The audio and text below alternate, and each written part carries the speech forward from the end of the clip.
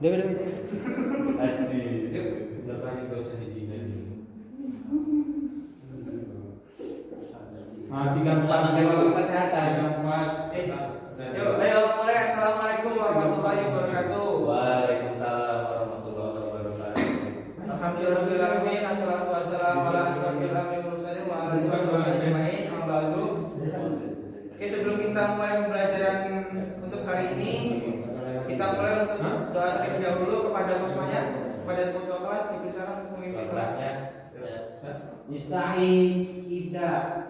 Bismillahirrahmanirrahim. Raditu billahi rabban wa bil islami dinan wa bil muhammadin nabiyyan wa rasulan. Rabbi zidni ilma warzuqni fahma. Amin ya rabbal alamin. Oke, sebelum kita mulai pelajaran, di sini Bapak mau menyampaikan absen terlebih dahulu ya. Siapa yang tidak masuk hari ini? Saya Pak. Ada semua Pak. Ada semua. Ada semua, Pak. Ada semua. Oke, untuk Ahmad Zakir Ramadan. Hadir. Untuk Muhammad Reza Satria. Dewa. Muhammad Abu Rizal. Dewa. Dian Mauladi. Dewa. Ada Sulaiman. Harap diam ya, untuk yang lain harap diam ya. Oke, cukup ya. Untuk kelompok ini karena masa pandemi hanya sebagian. Oke, kita awali untuk pertemuan pertama kali ini. Untuk pertemuan semester 1 kelas 8. Di sini kita akan membahas tentang iman kepada kitab-kitab Allah Subhanahu wa taala. Sebelum kita membahas tentang iman kepada kitab-kitab Allah Subhanahu wa taala, mari kita baca terlebih dahulu 6 rukun iman yang sudah ditentukan. Yang pertama itu rukun iman kepada Allah Subhanahu wa taala. Yang kedua yaitu rukun iman kepada Rasul. Yang ketiga rukun iman kepada malaikat. Dan yang keempat rukun iman kepada kitab-kitab Allah, yang sini akan membahas tentang kitab-kitab Allah Subhanahu wa taala. Lanjut ke rukun iman yang kelima, yaitu ada rukun iman kepada hari kiamat. Dan yang terakhir rukun iman kepada qada dan qadar. Oke, jadi di sini kita akan membahas tentang rukun iman yang keempat, yaitu iman kepada kitab-kitab Allah Subhanahu wa taala.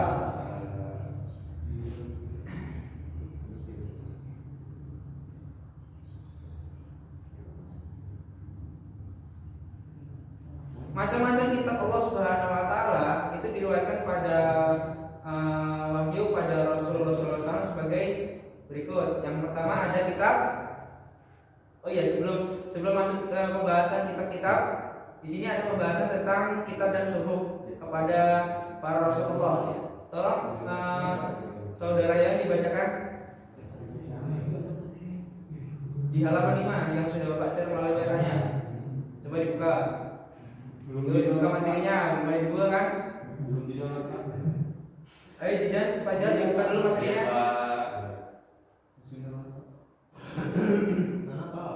Di halaman kelima, di situ ada kitab dan suhuf para Rasulullah.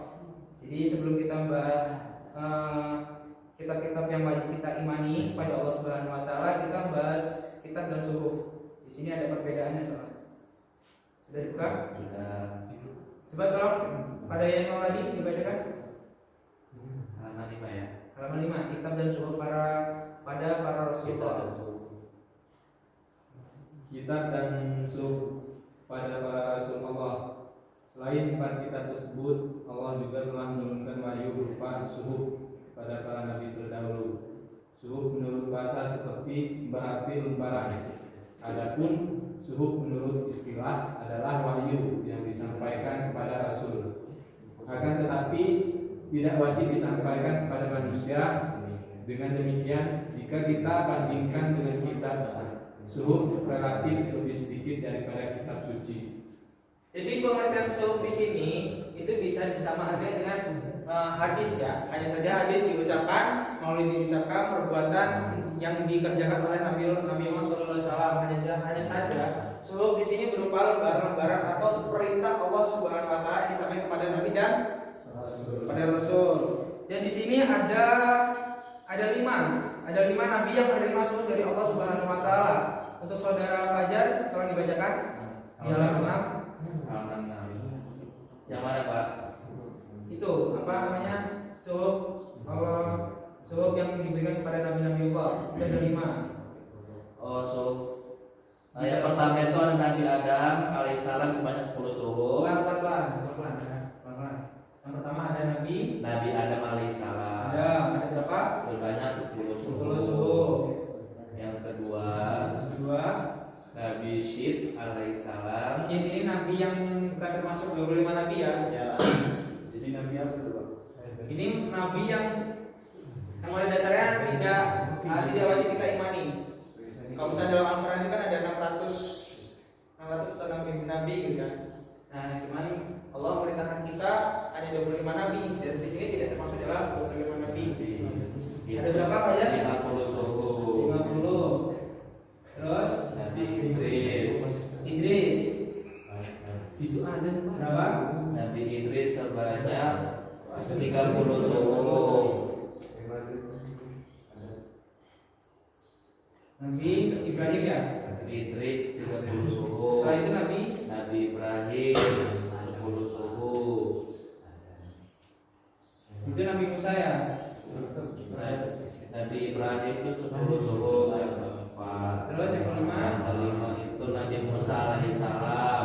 Berapa? 10 suhuf. Nah, sebelum kitab-kitab Allah Subhanahu wa taala diturunkan, Allah telah menurunkan yang namanya suhuf. Apa itu suhuf? Yaitu lembaran-lembaran atau firman Allah yang diturunkan kepada Nabi Adam, Nabi Syed, Nabi Idris, Nabi Ibrahim dan Nabi Musa. Dan suhuf ini itu bukan firman Allah yang bentuk lembaran, bukan bentuk kitab. Kalau misalkan kitab-kitab Allah itu kan dalam bentuk buku lah kalau saya katakan. Hanya saja kalau suhuf ini dia berbentuk dalam lembaran-lembaran. Jadi di sini Nabi Adam itu menerima 10 suhuf.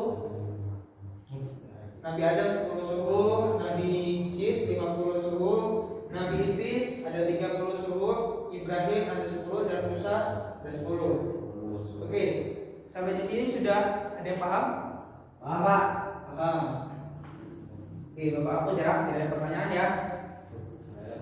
Lanjut kita pada materi kitab-kitab Allah Subhanahu wa taala. Setelah subuh, kita akan membahas tentang kitab-kitab Allah Subhanahu wa taala. Di sini dalam materi ini dijelaskan ada 4 kitab yang wajib kita imani. Yang pertama ada kitab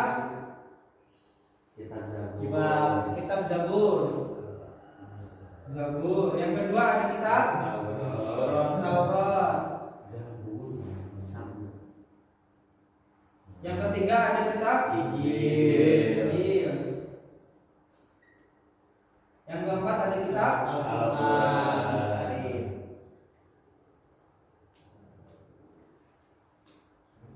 Masing-masing kitab ini diturunkan pada Allah Subhanahu wa taala melalui perantara malaikat Jibril dan diturunkan pada nabi dan rasul.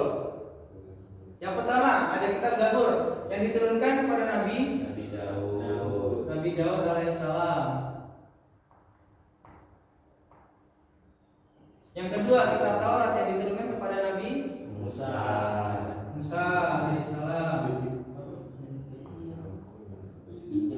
Yang ketiga ada kitab Injil yang diturunkan kepada Nabi Isa alaihissalam.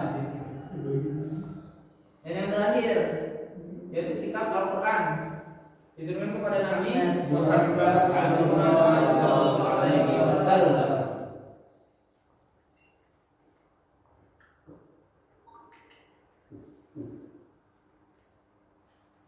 Oke, untuk waktunya, untuk waktu kita Zabur, Taurat, Injil dan Al-Quran di sini ada keterangannya.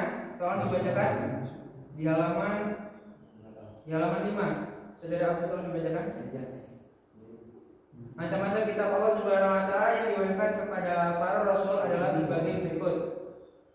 Di halaman 5. Macam-macam kitab Allah yang diwahyukan kepada para rasul adalah sebagai berikut. 1. Kitab Zabur diwahyukan kepada Nabi Daud pada kira abad ke-10 sebelum Masehi di daerah Israel. Yang kedua, kitab Taurat diwahyukan kepada Nabi Musa alaihissalam pada kira-kira abad ke-12 sebelum Masehi di daerah Israel dan Mesir. Ketiga, kitab Injil diwahyukan kepada Nabi Isa alaihissalam pada permulaan abad pertama Masehi. Keempat, kitab Al-Quran diwahyukan kepada Nabi Muhammad SAW pada abad ke-6 Masehi di Makkah dan Madinah. Oke, jadi situ ada keterangannya bahwasanya kitab Zabur itu diturunkan kepada Nabi Daud bertepatan pada waktu 10 sebelum Masehi. Dan Taurat diturunkan kepada Nabi Musa alaihissalam itu pada waktu 12 tahun sebelum Masehi, 12 abad sebelum Masehi ya. Berarti di sini urutannya Taurat terlebih dahulu ya. Taurat, Zabur, Injil dan Al-Quran. Ini dari materinya yang kurang akurat, jadi tolong dimaafkan. Jadi yang pertama itu kitab Taurat, yang kedua kitab Zabur, yang ketiga kitab Injil, dan yang keempat kitab Al-Quran. Oke, lanjut ke kitab yang pertama, kitab Zabur. Kitab Zabur. Maaf, kitab yang pertama Taurat ya. Cuma di sini pembahasannya kitab Zabur terlebih dahulu di sini pembahasannya.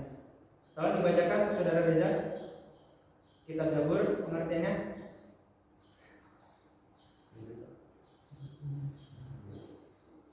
Kitab Zabur ya, Pak? Ya. Di halaman 7. Kitab Zabur adalah kitab suci diturunkan kepada Nabi Daud untuk dijadikan sebuah dan bimbingan.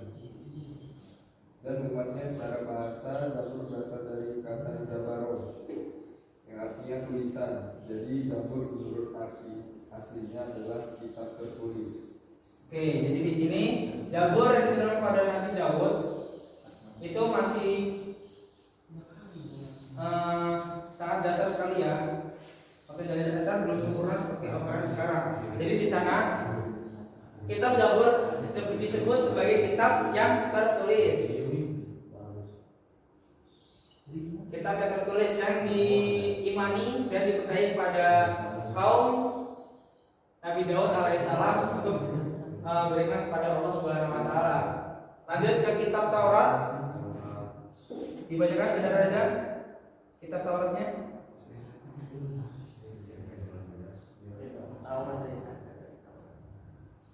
Taurat adalah dalam bahasa Ibrani adalah Tahro. Taurat adalah kitab yang diturunkan oleh Allah Subhanahu wa taala kepada Nabi Musa untuk menjadikan petunjuk dan bimbingan baginya dan bagi umatnya. Sudah, Pak?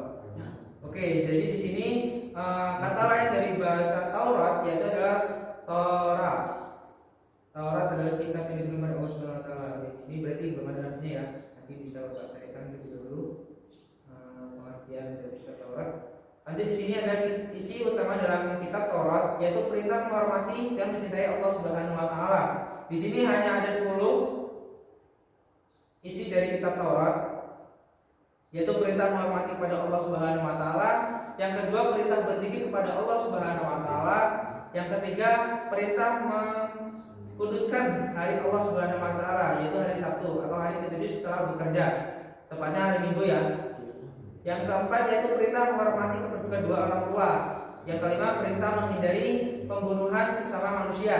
Yang keenam perintah menghindari perbuatan keji. Yang ketujuh perintah menghindari perbuatan mencuri. Yang kedelapan perintah menghindari perbuatan bohong dan saksi palsu. Jadi perbuatan bohong itu sudah ada pada di zaman Nabi Musa alaihissalam.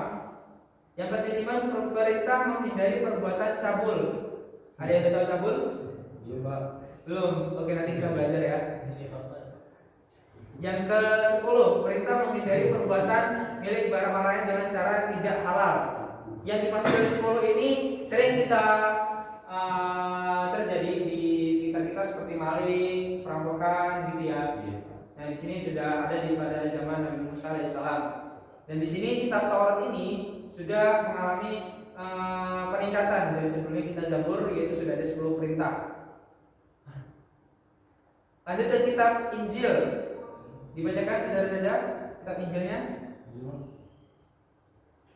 Kitab Injil, Pak. Ya. Kitab Injil adalah Yang ini aja apa yang bawah ayat, yang bawah ayat. Kitab Injil semula berasal dari bahasa Yunani. Ya, Pak. Kitab Injil semula berasal dari bahasa Yunani yang berarti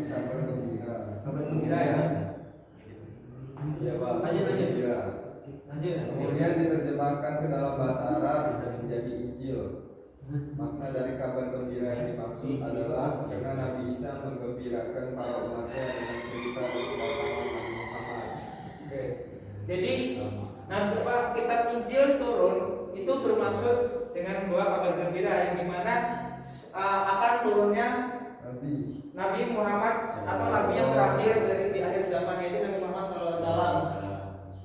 Dan yang kitab Injil yang wajib kita imani kitab Injil tersebut itu kitab Injil yang terdahulu yang diturunkan oleh Nabi Isa alaihissalam. Karena kenapa? Seiring perkembangan zaman itu banyak sekali kitab-kitab Injil yang sudah disalahgunakan. Jadi kitab Injil yang seperti sekarang yang sudah banyak sekali modifikasi itu tidak wajib kita imani. Hanya saja kitab Injil yang diturunkan langsung kepada Nabi Isa alaihissalam yang wajib kita imani. Karena untuk informasi kabar-kabar gembira ataupun perintah-perintah Allah Subhanahu wa taala yang diberikan kepada umat Nabi Isa itu yang asli hanyalah kepada Nabi Isa alaihissalam.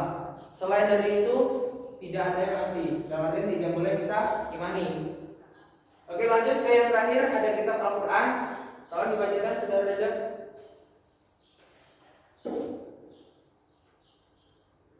Kitab Al-Qur'an di halaman Yang terakhir 10. Al-Quran menurut bahasa berarti bacaan. Adapun menurut istilah adalah kalam Allah yang diturunkan kepada Nabi Muhammad Sallallahu Alaihi Wasallam sebagai mukjizatnya, dan bagi yang membacanya merupakan ibadah. Perlu dipahami bahwa tidak semua firman Allah yang diturunkan kepada Nabi Muhammad Sallallahu Alaihi Wasallam adalah Al-Quran, karena ada juga yang disebut dengan hadis qudsi. Ya, hadis qudsi. Oke, jadi kitab yang terakhir di sini itu disebut dengan kitab sempurna, kesempurnaan dari semua kitab. Untuk artinya Bapak kurang tahu ya, cuman untuk menurunkan informasi atau materi yang sudah ada, Al-Quran di sini adalah merupakan kitab yang paling sempurna dari semua kitab-kitab yang telah diturunkan. Dari kitab Zabur, kitab Taurat, dan kitab Injil, Al-Quran adalah paling sempurna. Dan bahkan kitab Al-Quran ini adalah